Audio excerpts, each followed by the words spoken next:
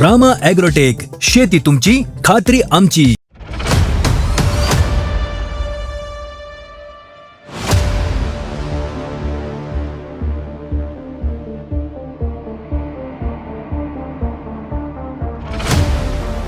कृष्ण हरी शेतकरी मित्रांनो, आपलं रामा ॲग्रोटेक ऑफिशियल यूट्यूब चॅनलवर आपलं सगळ्यांचं सहर्ष स्वागत आहे. मी रामा ॲग्रोटेक प्रतिनिधी राहुल विलास पाटोळे, तालुका संगमनेर, जिल्हा अहिल्यानगर. शेतकरी मित्रांनो, जे आपण आज ही बाग बघताय, या सगळ्या बागाला शेड्यूल रामा ॲग्रोटेकचे सर्व प्रोडक्ट वापरले गेले आहे.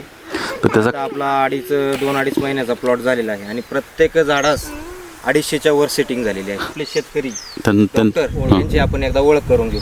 नमस्कार, मी डॉक्टर बाळासाहेब वरते, चिकणी. मी व्यवसायाने जरी डॉक्टर असलो तरी शेती हा आपला जोडधंदा आहे. शेती हा आवडता विषय. मी गेल्या 3 वर्षापासून डाळिंब या क्षेत्रामध्ये आहे. ह्या आपण ज्या भागात आता उभं आहोत याची खरी पानगळ 15 ऑगस्टची, पण 15 ऑगस्ट नंतर त्याची 3दा फुलगळ झाली, 3दा फुलगळ होऊन गेली. त्याच्यानंतर मला राहुल पाटोळे यांचा, म्हणजे तुम्ही 3 वेळेस ट्राय केला पण तुम्हाला म्हणावं असं सेटिंग झालेलं नाही, पूर्ण गळून गेलं. पूर्ण गळून गेलं. म्हणजे तुम्ही म्हणजे रामा ॲग्रोटेक तुम्ही कधी चालू केलेले? 17 फेब्रुवारीपासून रामा ॲग्रोटेकची सगळी ट्रीटमेंट चालू केली. 17 फेब्रुवारीला आपण पुन्हा पानगळ करून सरांनी सांगितलं की आपल्याला पुन्हा पानगळ घ्यायची आहे. मग तिथून पुढे सगळं आपण रामा ॲग्रोटेकचं निमकरंज ऑइल, कापूरमध्ये मिक्स करून पहिला फवारा निमकरंज तेल आणि कापूर, भीमसेनी कापूर. म्हणजे सर्वात महत्त्वाचं सर असं आहे, ज्या आपल्या तालुक्यातल्या ज्या बागा आहेत, ज्या टॉपच्या बागा आहेत, तर त्या टॉपच्या बागांमध्ये आपल्या या डाळिंबाच्या प्लॉटचा आता सध्या उल्लेख आपल्याला करता येईल. तर मला असं म्हणायचं आहे, तर साधारणपणे आता समजा हे आपली झाडं किती झाडं आता हे 280 झाडं आहे. 280 झाडं आहे. आणि तुम्ही जी ऑगस्टमध्ये पाठीमागं पानगळ केली होती ऑगस्टमध्ये, त्यानंतर सप्टेंबर, ऑक्टोबर, नोव्हेंबर, आपल्याकडे दिवाळीनंतर पण पाऊस राहिला. पण ह्याच परिस्थितीमध्ये म्हणजे आता जे आपले पाटोळे सर ज्या या 4-5 गावांमध्ये काम करतात, म्हणजे आपलं चिकणी असेल, डोंगरगाव असेल, राजापूर असेल आणि त्याच्या लगतची गावं, तर ह्या गावांमध्ये पाटोळे सरांची जी बाग आहे, म्हणजे 4 गावांमधून सप्टेंबरचं हार्वेस्टिंग करणारे आपले पहिले प्रतिनिधी डाळिंबाचे, ज्यांनी त्यावेळेस सेटिंग केलेली. म्हणजे तो अनुभव ज्यावेळेस तुम्ही बघितला असेल, कारण आता तुम्ही एकाच गावात आपलं शॉप, तर त्यावेळेस मग आपण जे फेब्रुवारी नंतर चालू केलं, तर चालू करायच्या आधी परिस्थिती आपल्या बागेची कशी होती, म्हणजे पार्श्वभूमी थोडक्यात? बागेची परिस्थिती तुम्हाला ते सांगितलं ना की 3दा फुलं येऊन फळात रूपांतर व्हायच्या टायमाला त्याची ड्रॉपिंग व्हायची, मधमाशी नाही, हे सगळे प्रॉब्लेम. 3दा पानगळ जर खर्च तर होऊन जातो असतो. बरोबर. साधारण मिनिमम 3 वेळेस तुम्ही किती मिनिमम खर्च केला असेल का? खर्च तर तो ₹1,00,000 गेला. आणि आता जी सेटिंग आणि हे सेटिंग झालं ते किती रुपये झालं? हे आता 20-30 हजारापर्यंत खर्च झाला आतापर्यंत. रासायनिकचा खर्च किती? रासायनिकचा खर्च आता तर म्हणजे तुम्हाला असं म्हणायचं, म्हणजे जे 1,00,000 रुपयाने दिलं नाही ते 20,000 रामाने दिलं. आणि सर्वात महत्त्वाचं म्हणजे सर, आता बागेला जर आता आपण लोड बघितला तर जवळजवळ 250+ लोड आपल्याला जवळजवळ आहे गॅरंटेड. आणि सर्वात महत्त्वाचं, एवढा लोड असताना आणि वातावरणाचा विचार केला तर टेम्परेचर आपलं 44ला आता शिवतंय बरोबर सध्या. म्हणजे आता मेचा एंडिंग, म्हणजे आज आपण शूटिंग करतोय ती आपली आजची 26 तारीख आहे, 26 मे.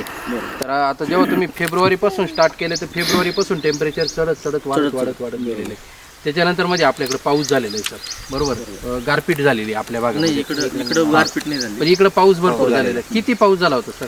पाऊस तसा जेमतेम झाला, पण मग तो फळाच्या दृष्टीने अपायकारकच होता. अच्छा. पण सरांचं दर 2 दिवसाला व्हिजिट असते, पाटोळे सरांची.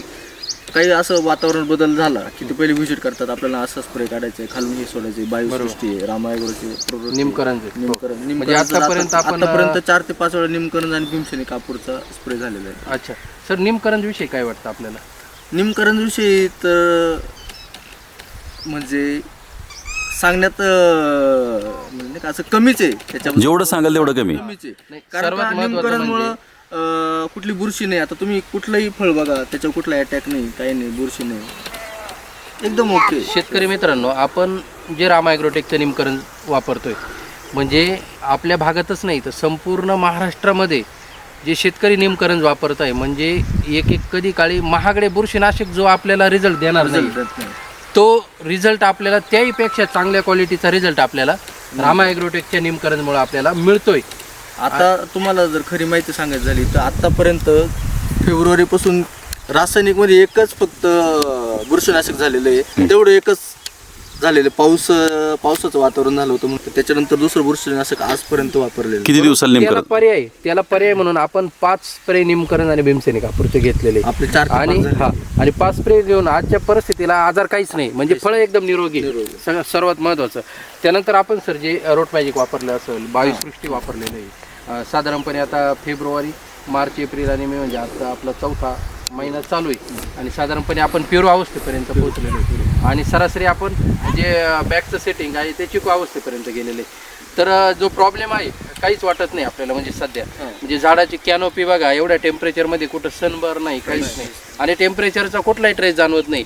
म्हणजे जे विदर्भात पहिलं टेम्परेचर असायचं ते आपल्या भागामध्ये जरी आपण नदीच्या पट्ट्यामध्ये आपल्या बागायती एरियामध्ये असेल तर अशा परिस्थितीमध्ये जे रामाचं आपण शेड्यूल घेतो आणि जे प्रॉडक्ट आहे त्याच्याविषयी सर तुम्ही अजून थोडंसं बोला. रामाच्या शेड्यूलबद्दल झालं बोलायचं तर तुमचे प्रतिनिधी आहे त्यांची दर 2 दिवसाला व्हिजिट असतेच. अच्छा. बागामध्ये काय कमी आहे काय पाणी कधी द्यायचं किती वेळ द्यायचं आता शेड्यूलनुसार काय काय सोडायचं ह्या शेड्यूलला ड्रिप बरोबर काय सोडायचं हे सगळं आता रूट मॅजिक आणि जे आपले ड्रिपद्वारे सोडायचे औषध आहे इथं जर आजूबाजूला जेवढे बाग आहे त्यांच्या जर मुळ्या बघितल्या तर निमोटोड खूप प्रमाणात आहे. बरोबर. आपल्या बागेमध्ये अजूनही निमोटोड वगैरे काहीच नाही. आणि सर्वात महत्त्वाचं म्हणजे डॉक्टर साहेब आता आपण सर्व जे उत्पादन घेतोय म्हणजे केमिकल पद्धतीने घेत असाल किंवा इतर पद्धतीने ऑर्गॅनिक पद्धतीने आपली कंपनी जवळजवळ पूर्ण 100% ऑर्गॅनिकमध्येच काम करते.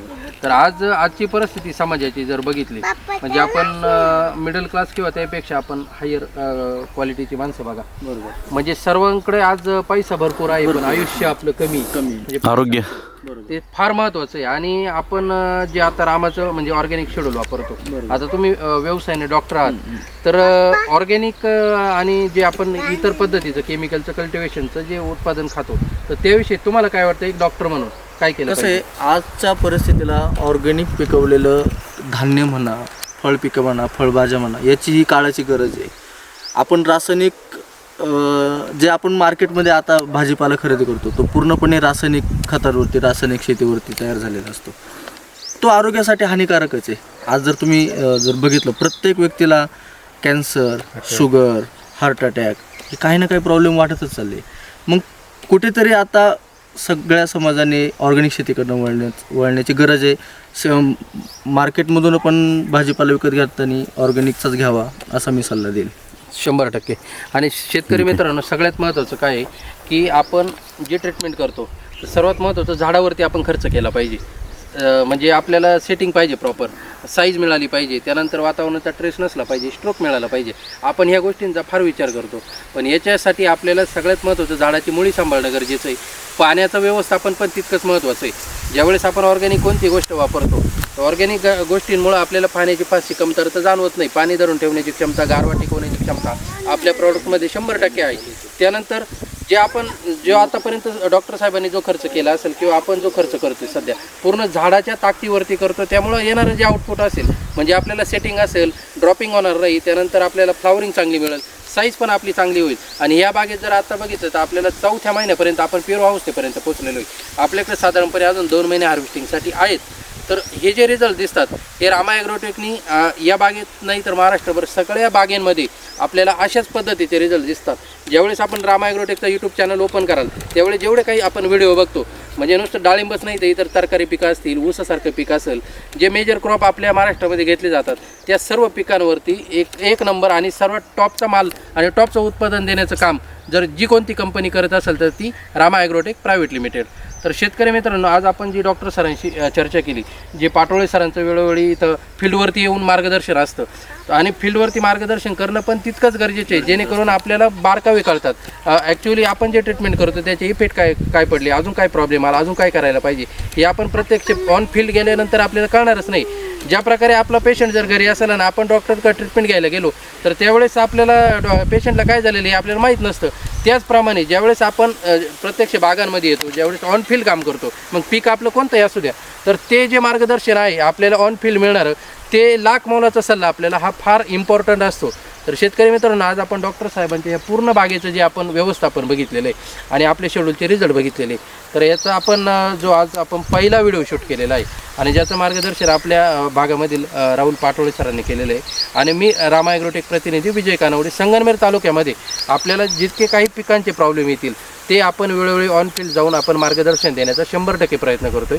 तर डॉक्टर सर, तुम्ही म्हणजे आपल्या व्यवसायातून वेळ काढून शेतकरी मित्रांना आपल्या बागेविषयी माहिती दिली. आपण कसं व्यवस्थापन करताय, ऑर्गॅनिक शेतीचं महत्त्व काय आहे हे सुद्धा पटवून सांगितलेले आहे. तर तुमचे रामा ॲग्रोटेक परिवारातर्फे सहर्ष स्वागत. आणि या प्लॉटचा आपण हार्वेस्टिंग नंतरचा पुन्हा एक आपण व्हिडिओ शूट करणार आहे. त्यामध्ये आपल्याला टनेज किती मिळालं, मालाची साईज किती झाली, त्यानंतर या सर्व गोष्टी होत असताना झाड ट्रेसमध्ये आहे की ट्रेस फ्री आहे हे पण फार महत्त्वाचं आहे. आणि त्याच्यानंतर आपल्याला ग्लेझिंग किती मिळाली, या सर्व गोष्टींचा आपण येणार आहे नेक्स्ट व्हिडिओमध्ये आपण नक्कीच आपण त्याची मुलाखत घेणार आहोत. रामकृष्ण हरी.